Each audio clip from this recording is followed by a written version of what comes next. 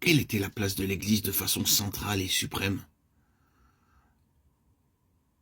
Vous trouvez dans l'épître ainsi appelée aux Éphésiens, qui était une lettre circulaire envoyée aux églises, y compris celle d'Éphèse, que la place de l'Église est montrée là comme étant dans les lieux célestes, en Christ.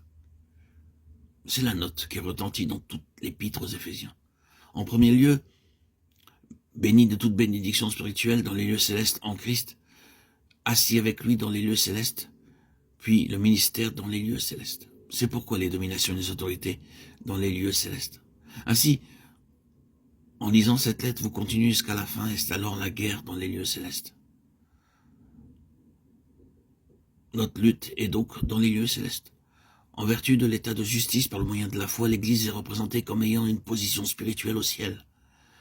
Prenons garde ici, dans cet épître, au danger d'une idée trop géographique et littérale, et d'être ainsi occupé de choses imaginaires, des choses de néant. Tout cela est une question en premier lieu de position spirituelle et d'ascendance spirituelle, et qui concerne presque chaque moment de la vie de tous les jours.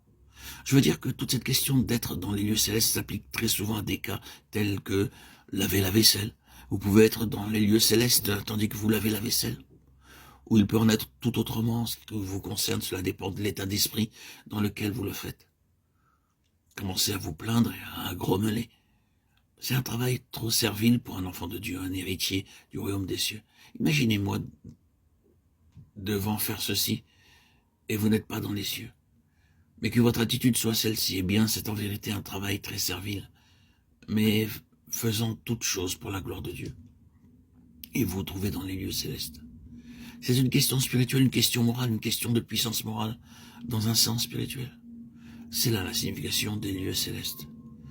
Cela touche chaque instant de notre vie, où que nous soyons.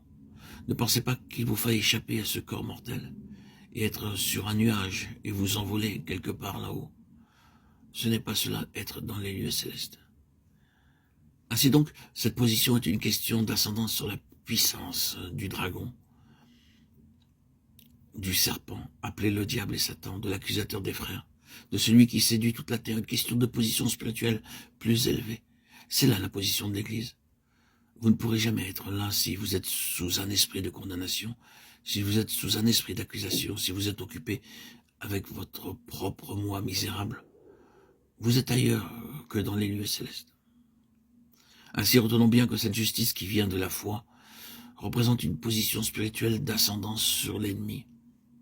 C'est ce que signifie être dans les lieux célestes.